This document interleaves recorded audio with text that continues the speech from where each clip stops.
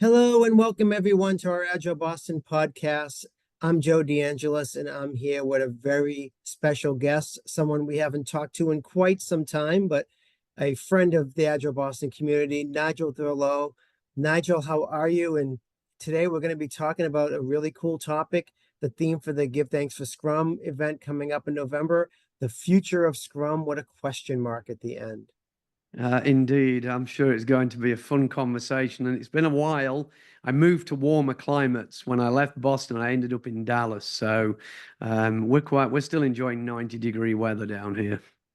We just dream about it.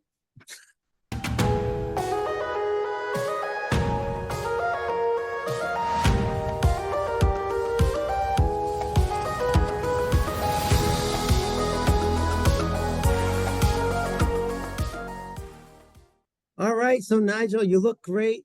You're that weather's really on your good side for sure. So yeah, we're doing our 16th annual Give Thanks to Scrum. I think it's been about 10 years since you presented a Give Thanks for Scrum when we were live down in Cambridge, Massachusetts at the time. And this year it's a really compelling theme, the future of Scrum. And I think it comes with all the angst and anxiety that we've seen online in posts and in layoffs and so forth. And love to get your opinion of what do you think the Agile and Scrum state of Agile and Scrum is right now? Um, it's a really interesting conversation. Yeah, I think my original talk at Give Thanks is still online. I see it from time to time when I do a bit of Googling.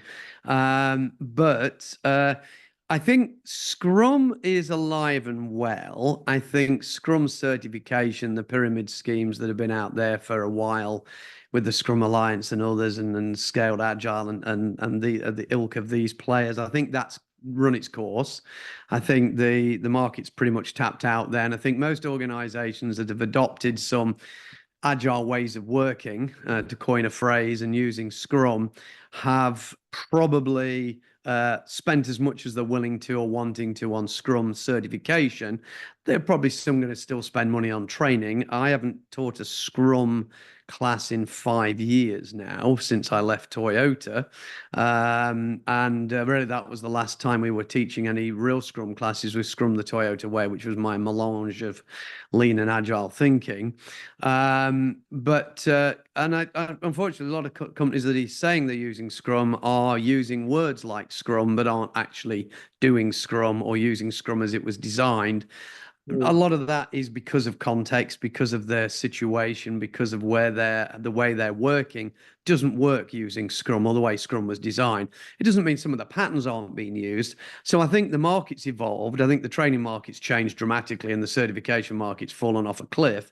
But I think the ability for agilists to become agile and adaptive and sort of change with the times, I think that should still be there. And I think that's the conversation now, is how do we evolve? How do we keep the concepts of agility alive? And how do we enable Scrum to be part of a toolbox for helping organizations be more effective within their context? Yeah, and when you talk about like a lot of companies, use Scrum words, but don't use Scrum, and you talk about the fact that it doesn't really align to how they do their work. Can you talk more about that and what you've seen and what we could do to Scrum to perhaps help it uh, help these companies succeed? Yeah, I mean, look, most work in most organizations is linear. I smile quite a lot when people say, well, we don't do Scrum, we use Kanban now. And if anybody knows anything about Kanban, it's a linear approach. And, I sometimes say Kanban is waterfall, and then I get people throwing me the original waterfall documentation at me and saying, well, that's not what we say what is waterfall, isn't waterfall. But I'm talking about a linear progression where the work starts here and it ends over here. And in between, there are lots of handoffs and steps through the process. And that's how most companies function. And whether they're using Scrum, or saying they're using Scrum, what happens is the developers do their work, the testers do their work. Before that, designers are doing their work, and then there's a whole bunch of system integration testing and end-to-end testing and regression testing, lots of things called testing. And then there's a whole release management cycle. And then one day, eventually, somebody gets to use the thing. There are very few large corporates, and I'm talking big businesses. I work with organizations with 10, 20,000 people working within there. And most of my clients have 5,000 plus developers in product development. So we're talking about large scale organizations. And the idea, we've got all these little discrete teams of 5 to 10 people, or whatever the number is, the favorite number nowadays, sort of doing all this work themselves. Developers are doing testing, testers are doing development. So all the XP practices and all the push button to production and all the CI/CD type practices, that exists. But it exists in small groups, sometimes within these organizations in small areas, or within those smaller startup businesses that have got 20, 30, 40, 50 people, 100 people working in the org, not 5, 10, 20,000 people working in the org. Unfortunately, Scrum is a set of techniques or a pattern, or people call it a framework. I don't really see it as a framework any longer. But most organizations can't just go slap that in and everybody start working in small teams of 5 to 10 people, for lots and lots of different reasons. So we have to go into organizations and, they use the phrase meet them where they are, but we have to recognize that actually what a lot of organizations have got are highly complicated, even complex organizational structures with highly complex workflows. And it's complex because people are involved. It's not that the problem is complex, we can get into what complexity is if you like. So what we're actually trying to do is solve organizational problems. Now, Scrum is, paraphrasing Ken's old phrase about inviting your mother-in-law to stay, she'll point out all your faults, even though she loves you very much. Scrum will make visible the poor organizational design, the dependencies, the interdependencies, the silos, the bureaucracy, all this. It'll make it visible, but it doesn't offer a fix. And the problem is the fix is extremely challenging and takes many years to put in place. And many leaders come and go, many people come and go in those times. So we never actually get to a fix, this mythical transformation everybody talks about. And that's become the challenge. That's why I did the talk last year, Bullshit Jobs, over in Portugal, which is based on Professor Graeber's work. So he's a well-known guy. He's no longer with us, unfortunately. But he talked about how industry creates jobs that are basically for window displays. That's fluff. They're not real jobs. And so a lot of organizations bought into this concept of Scrum because the big consultancies went and commoditized it, sold them this ideal that if all the organization works like this, you'll deliver faster, you'll deliver quicker, you'll deliver better, and so on and so forth. But what really happened was they trained a bunch of people in these 2-day classes, gave them all a PDF certificate, but none of these people were all design experts, even though they changed the LinkedIn headline to Lean Agile Organizational Design Practitioner, Wizard of Everything. It didn't make them those people. They'd never run companies. They've never been senior executives. They've never had to deal with all the challenges of running a behemoth of an organization. And so what we ended up doing is recruiting a whole bunch of people or retraining a bunch of people, giving them job titles like product owner and scrum master and agile coach, because you've been a scrum master for 3 months and now you're an agile coach. Yeah. And so we started doing that. And then we realized these people weren't actually producing anything of any value. It wasn't they were bad people, and they were trying their best. But the reality of it is it didn't fix the problem. So the company's invested in some cases millions of dollars, euros, pounds, whatever currency you're in establishing these, new centers of excellence and new lean agile practitioners, but nothing changed because Scrum didn't offer any answers. It just showed where the problems were, and the people with the right expertise were not present to solve the problems. And then the organizations themselves weren't prepared to make the changes to solve those problems for a multitude of reasons. Right. It's funny, you mentioned earlier about Kanban and, it's showing the flow of work. But what I always tell folks is, the real purpose of Kanban is to, again, show where the waste is and eliminate it so that you can collapse that flow of work and make it more efficient and make it faster. So these are the types of things that Kanban and Scrum will do. But like you said, if there's no willingness or ability to actually change it, then nothing really happens. So why do you think there is this inability of companies to change it? Is it just because of the sheer number of people? I'm going to write down Kanban because I want to come back to that so I don't forget. You see, good podcasters always have post-it Oh, notes on how there many you go. hours. So the challenges with large organizations, and I was with a senior group last week at the senior leaders offsite. Most organizations are designed vertically. There's just how they're designed. You know, the CFO and the CIO are probably not going to be collaborating very often on interdependent work. There's no need for them to be a team. Their work is very specialized in a deep silo, very Yeah. independent, apart from when the CIO wants budget to go do something and the CFO is trying to figure out what money we can allocate to different projects, initiatives, you know, whatever the categories are. And the challenge as a team is about interdependent work.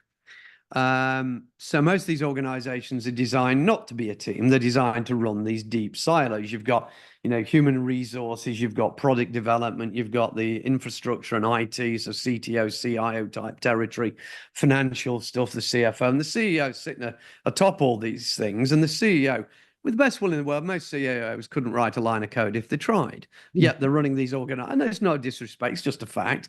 They're business people, they're strategists, they're looking at markets and factors and external impacts to their organization and how they should move and change to actually take the business forward and take the business ahead.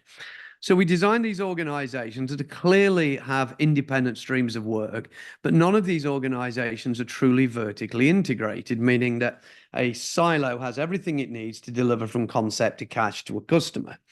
And so what needs to happen is we need to deliver horizontally across these organizations. How flow works, by the way, you know, horizontal collaboration against these silos.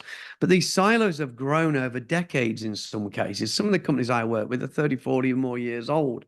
So they've grown in these gigantic vertical silos, which have become complete political animals ruled by leaders and cascading all this down. And suddenly they need to collaborate with each other because we come along as Scrum people and Agile folks and go, you know, and even me as a lean guy, we come along, we say, actually, the whole idea of cross-functionality, or what we call in the Toyota word, multi-skilled workers, we would bring people together as small collaborative teams to work together, and then we level the workflow across the organization so we don't have peaks and troughs and queues and waiting and all this other stuff, is a completely revolutionary, radical way for these folks to work.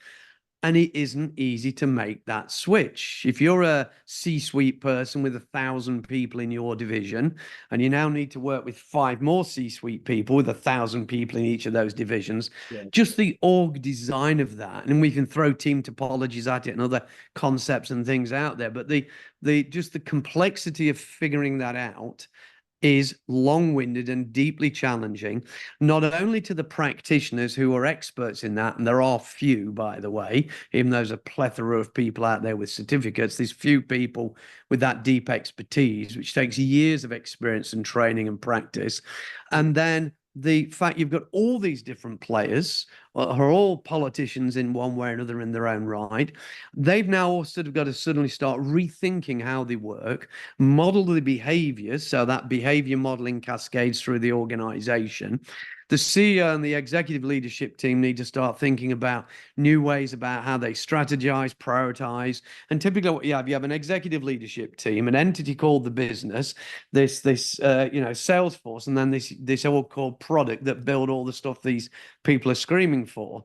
Just getting them to talk to each other in a reasonable way, to talk about priorities, feasibility, cost benefit, throughput, the cost of doing work in itself is months of negotiation and work.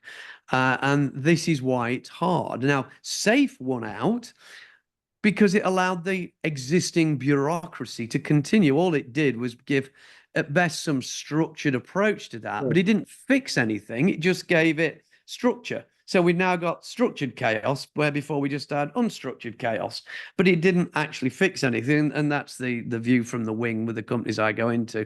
Go ahead, Joe. No, that's fantastic. And I was going to ask you, well, you wanted to say something about Kanban, so I wanted to give you that. Yeah, so most people aren't doing Kanban. And then, you know, the Kanbanistas out there from the different Kanban sort of factions or whatever, you argue with me incessantly. But I think I made a breakthrough some weeks ago with some posts I was making. So the Japanese use two words, Kanban and Andon. Well, they use lots of words, but Kanban and Andon in the lean circle. Kanban means a just-in-time pull system, and Kanban cards were developed by Toyota as a signaling system. The word Kanban just means billboard or signboard. But the Kanban system is a system of signaling where a downstream process signals. So if we use a post-it note here, we say we want some work or inventory. So we're downstream and we're sending the card to an upstream process and saying, hey, we need some work to do some work for us, or we need you to send us some pieces, parts, components. Hey, in the digital world, we need some component from a component library. Please send it to us. So we're pulling the work from downstream to upstream. That in a software context would be acceptance test driven development. So customer, ATDD, TDD, and then development. So we only develop code to pass tests. The tests pass the acceptance criteria in ATDD, and the customer is happy. Nobody's working like that. Very few companies work like that. What happens is a whole bunch of stuff coming into, a metaphorical funnel, somebody deciding what to do next, squeaky wheel prioritization or some other voodoo they're doing. And then people build and shove things down the pipe, which is where we end up with scope creep and bloat and lots of other things, gilding the lily and all sorts of other metaphors. So what most people are doing with Jira version 1 or whatever it's called now, and similar products like Rally, is visualization, which is powerful and useful and good, and please keep doing it. But that's what the Japanese call Andon, ANDON, and that means lantern. It's a signal of current status or condition. So in most factories in Toyota, or in all factories in Toyota, you have these great big boards above the production line showing the current status of everything. So when you look at what we call a Kanban board, we're looking at the current status of everything. It's not a signaling system where the downstream process, the done column, is pulling work from the preceding column, which is pulling work from its preceding column, and so on. Right. So what we're doing is, at best, is visualization, visual control, which is good. But if we start to use it right with metrics like process cycle efficiency, time to market, otherwise known in the lead world as lead time, and we start to make the cues visible, not just the doing, so not to do, doing, and done, but to do, doing, to do, doing, to do, doing, to do, doing, done. So we've got all these cues, we make all those visible. We start to see where the waste is. We start to see where the constraints in the system are, 101 theory of constraints. And then we can start to balance and level the system. That's what I want to see people doing with these boards, not just using it as a resource allocation system. Hey, we've got a new user story or product backlog item. They've got a bit of capacity. Let's push it to them, which is what tends to happen. We're trying to fill blank spaces with work. Right. And I think just to wrap up this topic, I think what you said is critical here. And I think really where maybe the downfall has happened recently is that whether we're using Kanban, another agile method, Scrum, we're not getting to the purpose of these mechanisms, which is what Kanban, to identify waste, to create flow, as you mentioned, to have acceptance testing go into TDD, go into development, or with Scrum, the idea of delivering frequently, getting customer feedback, getting to that right answer faster. Isn't that really what it's all about? And we kind of tend to lose that, and we kind of go through the motions. And like you said, we visualize the work, which is good, but we're not actually getting any value because we're not taking that work and making it more efficient. I have a lot of little things I coin from time to time, but one of them is if you wanna be agile, first get lean. And unfortunately, most people call themselves lean practitioners, but with the best will in the world, they haven't got a clue what lean is. They've read a book, they've listened to a 2-day course with somebody who thinks they know what lean is. So we're just perpetuating poor quality information and poor quality understanding. Lean ostensibly at the beginning was about eliminating waste. So by waste, we mean non-value added activity, because in most other languages, waste just means trash or garbage or, stuff we throw away. Right. But we're talking about non-value added activity, and we can break that into two categories, and it is by the industry. So you've got the stuff we do that we can't avoid doing because somebody makes us do it, legal, regulatory, and unless business or legal conditions change, we can't escape that. So it's not any value to the product, but we still have to do it. We just Right. accept it until we can find a better way. The other category of waste, type 2 mooder, as we call it, is all the stuff you can just get rid of. The stuff we do because we do it, but we don't need to do it. And that's the stuff we need to identify. And that includes waiting.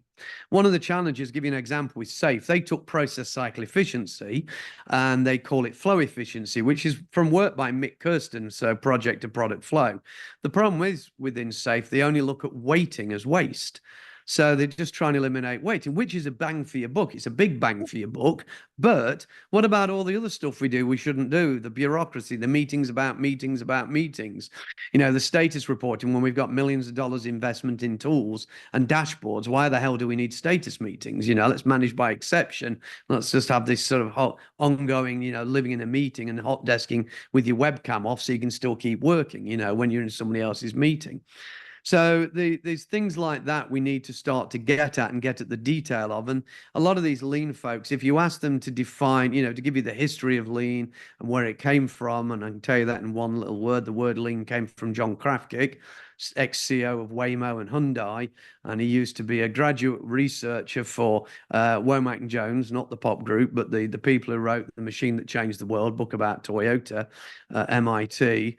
He coined the phrase lean to describe Toyota's management system. That's where the word lean comes from.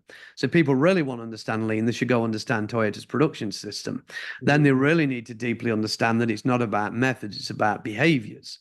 And when they start to grok some of that, understand some of that stuff, and they really start to understand what a value stream really is, not the nonsense that SAFe added to their framework just recently, the stuff that Toyota's been doing for 7 decades, you start to understand that a value stream, the purpose of mapping a value stream is to design a simple system, quoting my friend John Shook.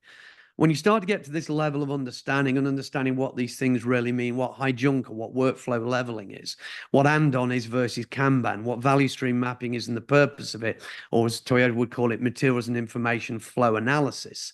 When you get to that level, now you're getting close to understanding how to design an organization for flow. And we then can go in and start talking about org design, org development, org change management. And we can start actually looking at what the real problem is. And the question I ask execs is, what do you think the problem is you're trying to solve? Because you went out and spent millions on training and frameworks and all these new roles and caused all this noise and disruption. But what was the problem you were trying to fix? Why did you want to transform in the first place? Yeah, what do you think you bought? Because it's not the first transformation thing you've done. And if you're doing a transformation that means the others didn't work, did you not go back and see why you were doing the others and why they didn't work and what you were trying to achieve? Figure that out first. Don't just get somebody in who passes the talking stick around. Fire people who do that, by the way, and doing some 101 Scrum from the Scrum Guide, because I've got news for you. It ain't gonna fix anything. Right. Joe, how do people get in touch with you, and what are you doing these days? So I'm working with a lot of really, really cool corporate clients. We're still doing a lot of work on this thing behind me, the flow system. We're working with some cool partners like Ivor Jacobson on Essence. So we're digitizing the stuff here. A lot of that's free of charge. I'm working with Dave Snowden, of course, my close friend, and collaborate on all things complexity and these hexagon shapes. And there's a digital platform around November time, so look out for that. This is 2024, of course, as we're recording this. But if you want to find me, you can just Google me or nigelthurlow.com. LinkedIn's where I do most of my ranting. And if you look at my link tree, just linktree/Nigel Thurlow, you'll get a whole list of stuff that you might find interesting. And most of it's free. Can't beat that. I hope not. No, but this has been a really great time to spend with you. I've learned a lot just listening to you, and you definitely touched on a lot of things that I've experienced in my own career, and I'm sure people watching are going to feel the same way. So, Nigel, thank you very, very much for taking the time to join us today, and we're going to look forward to having more podcasts with you and maybe getting you to be a presenter again at Agile Boston at some time soon. Hey, love it. Thanks, Joe. Appreciate you. Have a great day.